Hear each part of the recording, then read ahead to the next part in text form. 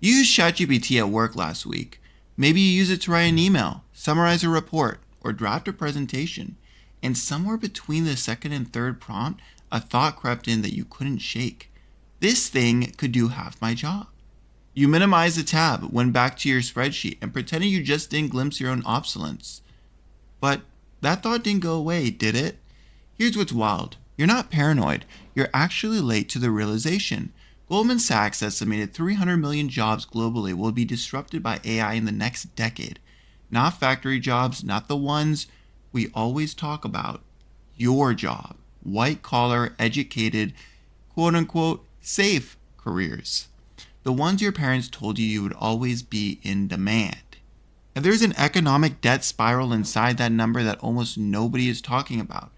Not the job losses themselves, but what happens after the job losses. A chain reaction so fundamental to how modern economies work that once it starts, there may not be a reverse gear.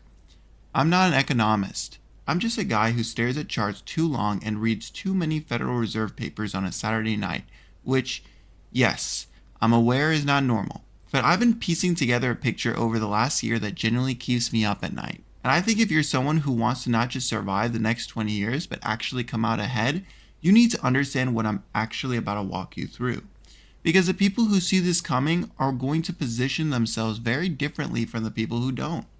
So let's talk about why the robots might break the economy in a way it's never broken before. The modern economy runs on a loop. It's so simple that we forget it's there, kind of like gravity.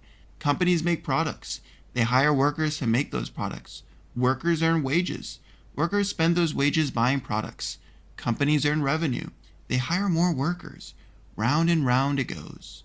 Economists call this the circular flow of income, and it's been the engine underneath every capitalist economy for 250 years.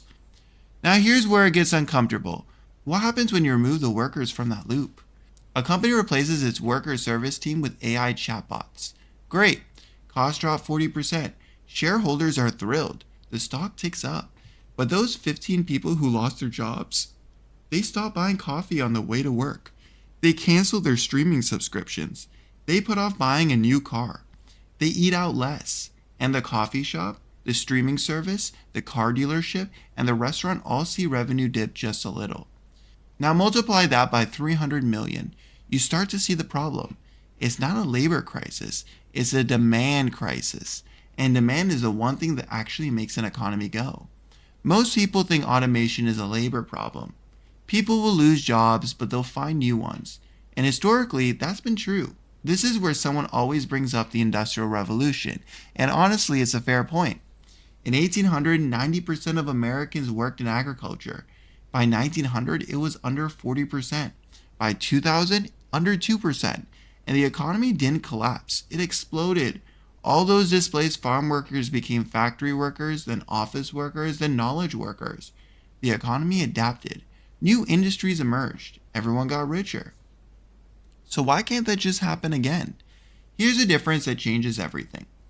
Every previous wave of automation replaced your muscles. The tractor replaced the farmland's back. The assembly line replaced the craftsman's hands. But the human brain was always a thing that couldn't be replicated. You could always move up the value chain, lose your manual job, go get trained, use your mind instead.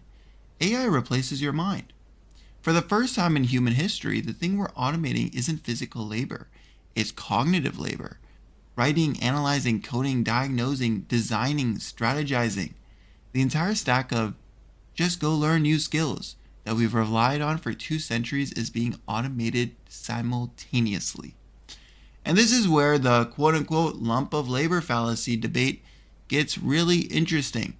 The lump of labor fallacy is the idea there's a fixed amount of work in the economy, and if machines do some of it, there's less for humans. Economists have argued for decades that this is a fallacy because new technology creates new types of work. And they've been right every single time, until possibly now. Because a counter-argument depends on humans having a comparative advantage at something. During the Industrial Revolution, humans couldn't compete with machines on strength, but we could compete on thinking. During the Computer Revolution, we couldn't compete on calculation speed, but we could compete on creativity and judgment. The question nobody can answer confidently right now is, when AI can think, create, judge, and strategize? What's a human comparative advantage? And if you don't have a good answer to that question, the lump of labor fallacy might not be a fallacy this time. Let me introduce you to someone. Let's call him Marcus. He's 34, lives in Austin, works as a mid-level marketing analyst at a SaaS company. Good job, makes about $85,000 a year. He's exactly the kind of person who did everything right. Went to college, got a useful degree, built real skills in data analysis and campaign strategy. Last quarter, his company started using an AI tool that does 70% of what Marcus does. Not perfectly, maybe 80% as good as Marcus, but it does it in seconds instead of hours, and it costs $200 a month instead of $85,000 a year. Marcus's boss hasn't said anything yet, but Marcus has noticed that the new hires aren't being replaced when they leave. Marcus isn't lazy. Marcus isn't dumb. Marcus did everything society told him to do. And Marcus is watching the value of his skills deflate in real time like air leaking out of a tire. Now here's what most people miss about Marcus's situation. It's not just Marcus's problem. It's your problem, even if you're not Marcus. Because Marcus spends money. Marcus pays rent, which pays his landlord's mortgage, which employs bank workers. Marcus buys groceries, which employs truck drivers and stalkers and cashiers. Marcus goes to concerts and restaurants and buys Christmas presents. Marcus is a node in the economic network, and when that node goes dark, the signal loss cascades. This is a consumer spending paradox. The companies replacing Marcus are doing it to increase profits, but they're simultaneously destroying their own customer base. It's like snake eating its own tail, except the snake is convinced it's having a great meal. And here's when it gets really dark for a second. The gains from automation won't disappear. They concentrate. When a company replaces workers with AI, the savings flow to shareholders and executives. The ownership class gets richer. The labor class gets poor. The gap widens. And we're not talking about a gentle widening. We're talking about a structural fracture in who benefits from economic growth. Right now, the top 10% of Americans own 93% of all stocks. Let that settle in. When AI makes companies more profitable, 93% of those gains go to people who are already wealthy. The productivity gains are real. The wealth creation is real. But it's accruing to a smaller and smaller slice of population while the people who actually buy the products are losing their purchasing power. You've probably heard someone suggest universal basic income as a solution. Just give everyone a check every month. Let the robots do the work, tax the robot owners, redistribute the gains. Problem solved, right? Okay, maybe. But let's think about this honestly instead of ideologically. UBI has some real promise. If automation truly does create abundance, meaning we can produce more goods and services with fewer human hours, then theoretically there is enough wealth to go around. The question is whether we'll actually distribute it. And that's a political question, not an economic one. The biggest challenge with UBI isn't whether it quote-unquote works. The pilot programs in Finland, Kenya, Stockton, California, they all showed pretty encouraging results. People didn't stop working. They invested in education, started small businesses, reduced stress. The problem is scale. Giving every American adult $1,000 a month roughly costs $3 trillion a year. The entire federal budget is about $6.5 trillion. You need to nearly double tax revenue or fundamentally restructure government spending.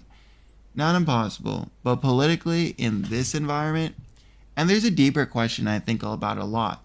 Even if UBI works economically, what does it do psychologically? Because work isn't just a paycheck. For a lot of people, it's identity, purpose, structure, social connection. What happens to a society where a large chunk of the population receives a check but doesn't feel needed? I don't know the answer. Nobody does. But it's worth sitting with that discomfort instead of pretending UBI is either a utopian solution or a communist plot. So here's where most people in my position would pivot to selling you a course. The economy is collapsing. Buy my masterclass. That's not what this is.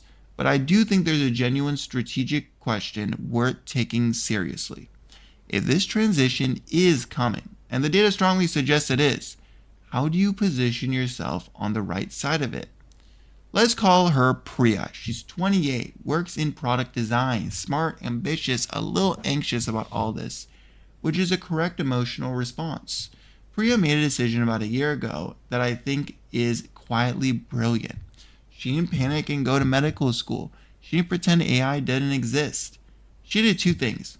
First, she started investing consistently in broad index funds, not because she's a stock genius, but because she understood something fundamental. If AI makes companies more profitable and you own shares in those companies, you benefit from automation instead of being displaced by it. Owning an index fund is, in a very real sense, owning the robots. The S&P 500 is a basket of the companies building and deploying this technology. When they replace workers with AI and profits go up, your portfolio goes up. You're on the ownership side of the equation. Second, Priya leaned hard into the skills that AI is worst at. Not because she read a LinkedIn post about it, but because she genuinely thought about what makes humans irreplaceable. She got better at facilitating workshops, building relationships with clients, navigating organizational politics, reading a room, telling stories, the squishy human emotional stuff that no language model is going to master anytime soon. Not because AI can generate empathetic text, but because humans don't want empathy from a machine. They want it from another person. And this is the reframe I want you to sit with. Most people hear robots are taking over and feel fear. That's natural, but fear is not strategy. Here's what is. The divide that's coming isn't between employed and unemployed. It's between owners and non-owners. People who own assets that benefit from automation and people who only sell their label to compete against it. Right now, you can still choose which side you're on. A broad market index fund is $50 a month. That's it. That's the entry ticket to ownership class. But you also need to be honest with yourself about your skills. And I mean brutally honest, not I'm a hard worker honest. Actually honest. If your job is primarily about processing information, formatting outputs, summarizing data, or executing routine cognitive tasks, you're in the blast radius. Period. Not in 10 years, in 3 to 5. The skills that will matter are the ones that require being physically present, emotionally intelligent, or creatively unpredictable. Plumbers, therapists, negotiators, nurses, community builders, comedians. Weirdly, the jobs we've undervalued for decades might become the most valuable jobs in the economy. Not because AI can't attempt them, but because the human version is categorically different from the AI version. And here's a nuance that I think gets lost in the doom and gloom narrative. This transition doesn't have to be a catastrophe. It will be a catastrophe if we sleepwalk into it, if we let it happen passively, if we pretend the market will just figure it out the way it always has. But if we're intentional, if we invest in retraining, if we restructure how we think about work and ownership, if we have the UBI conversation honestly instead of ideologically, this could be the greatest period of abundance in human history. The problem is that could be isn't what will be. And the gap between those two outcomes depends on decisions being made right now. Policy decisions, investment decisions, personal decisions. Here's what I leave you with. You're alive during the most significant economic transition since the Industrial Revolution.